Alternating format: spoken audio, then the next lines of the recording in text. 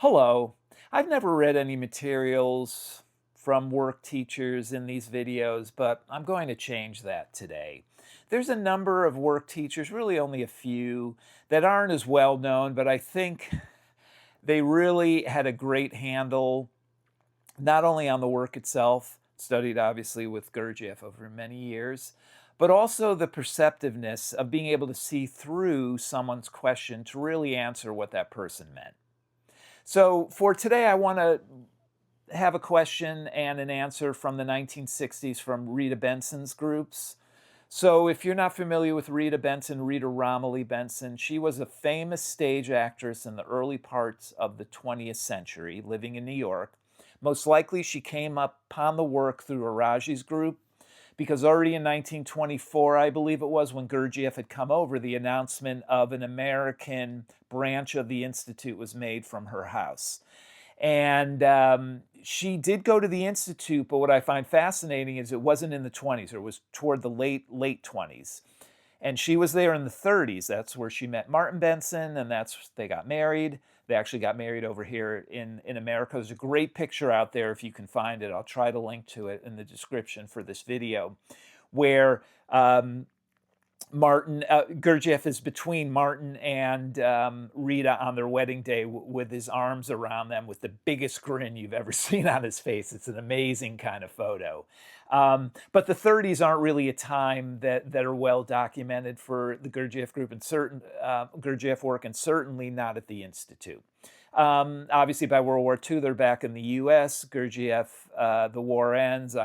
They go back. They see Gurdjieff again. Gurdjieff dies. They're part of the kind of traditional foundation after Gurdjieff's death, but particularly in Mrs. Benson's case, she's more of a rebel, just like Annie Stavely was.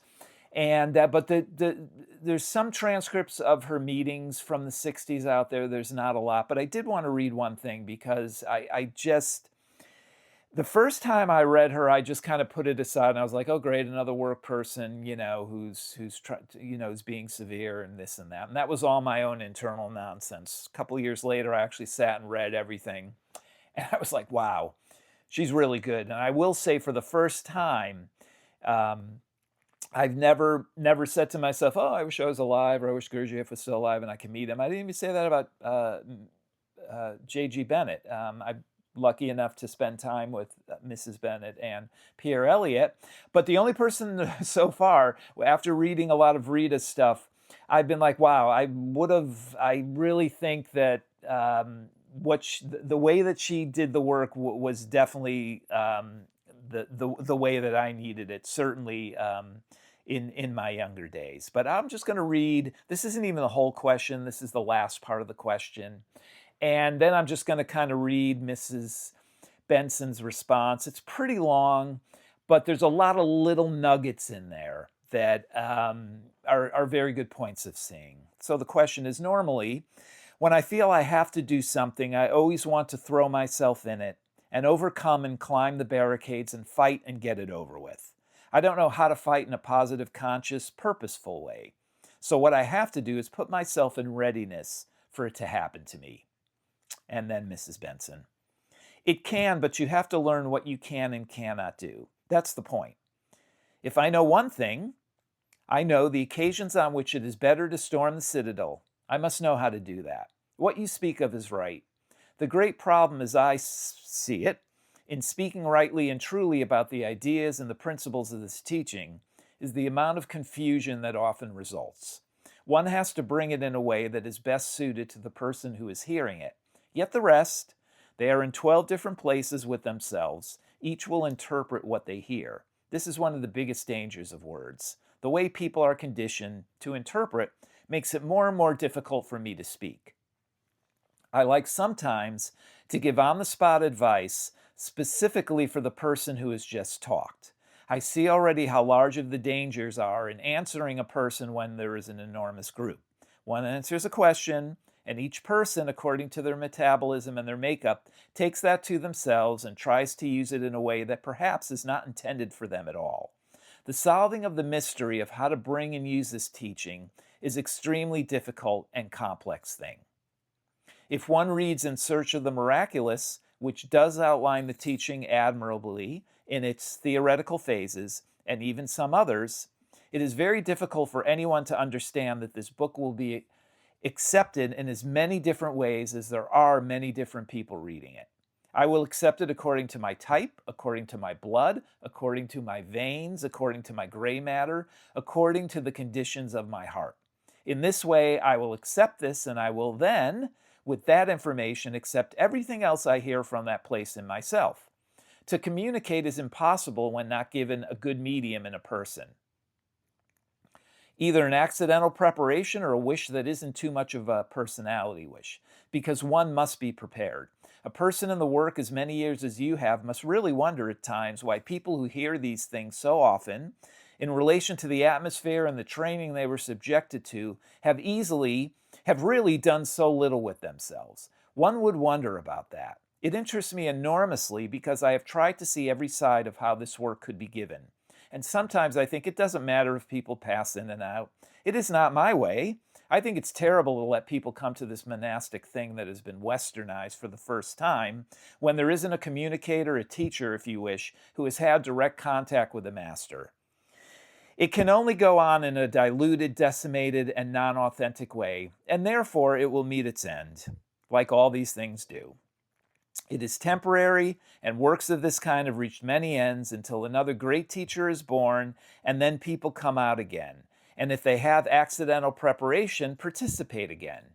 One would think after a time there would be people such that no matter where life took them, they could never really be free of the demand, no matter how small that is being made on them internally. And it's true, of course. I'm sure there are people who go away from the work and suddenly after 2 or 3 years they wake up or something. This is how it becomes rooted in the future. Some little sprig has been planted. They have to follow their bent. Again, one or another of them wakes up to the fact that their bent was not what they were trying for.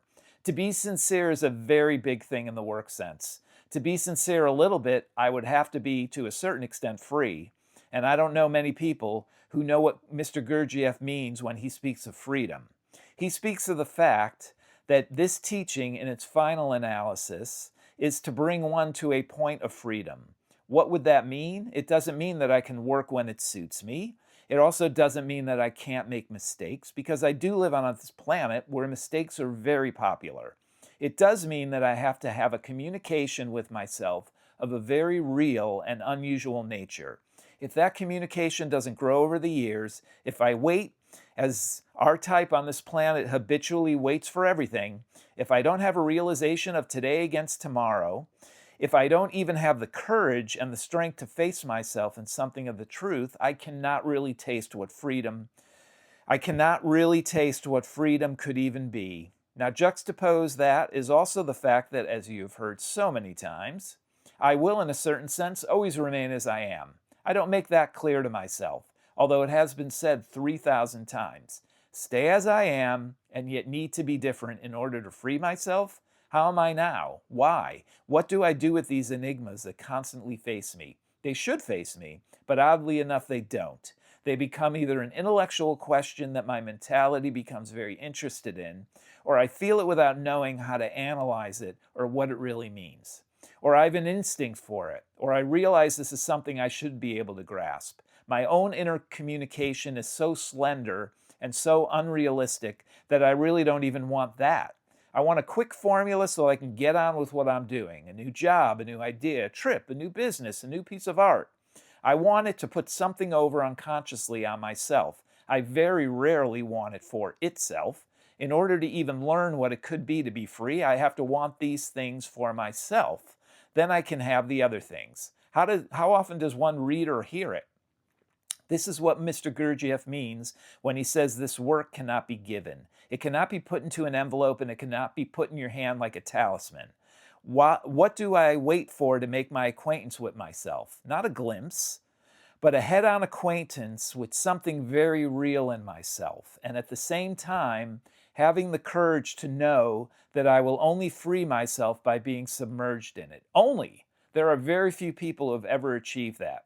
I will say at the beginning of any such big project as trying to be sincere with oneself, I would need to know my insincerity.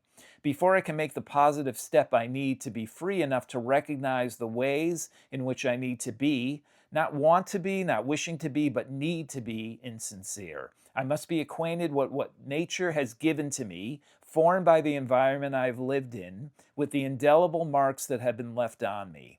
Always to have such a very good high aim to be sincere in this sense that it means I have to face, be true enough with myself to grant myself little by little the ways in which I am insincere. This is a movement in that direction. If I want to understand anything about the technique of the work, this is the way. One thing that makes the work so terribly difficult is that I will then perhaps practice self-castigation. That is fatal. The minute I do too much of that, I get very tired of it. I can't bear the sight of it, drop it for a time being. I tell myself I will drop it until another shock, another impulse to bring this forward again. Or after many years, I suddenly see the light, or after many years, I see my futility and I say, oh, it's too much, I can't. It's too much for the frail thing I am. I react even then according to type. One knows very little of this is happening, hoping that something will happen suddenly, like that girl who spoke at Armonk yesterday. She has been there almost every week and never spoken. No matter how faltering her speech was, it was first rate. You never know who is suddenly going to come. You never know who is suddenly going to become as a result of their germination. I don't believe in opening the door so wide that anybody can come in and hear and perhaps germinate, because it spoils the whole atmosphere for others who have tried to work on themselves. Nothing could be more of a blueprint, although I am speaking of quite an esoteric thing, to be sincere as you speak of, than what was given tonight. You know, I am so weak. It is done simply, quietly, very briefly. It doesn't stay. Even though I brought many words right now, they have to do with the principles of the work entirely. As time goes on, if I don't clarify certain things to myself, it becomes less and less possible. So I'm going to stop there. I could keep going. There's tons and tons of examples like that of her perceptiveness. But the one thing I do want to point out that you might have noticed, and I see with Mrs. Benson more than a lot of other work teachers, is you can tell this is as much for her benefit. She's constantly working on herself, and the back matter of her life and the people that studied with her, you can hear that as a theme. And she kind of goes back and forth. You think she's talking about someone else, but then she'll start saying I. She's struggling with the same things. That's very impactful for me and very powerful. There's no stratification here of, oh, we're at this level and anybody who teaches the work is here or whatever it is. It's constant. It never stops. It never ends. And that's why you find in a lot of discussions that the farther you go, the more pitfalls there are. The farther you go, the more responsibilities you have, the more obligations you have. And Mrs. Benson, very, very good at highlighting that and showing that. Some of the things are like, so this is from the 60s, I believe that particular answer was from 1964. Just a little background. So in the New York area,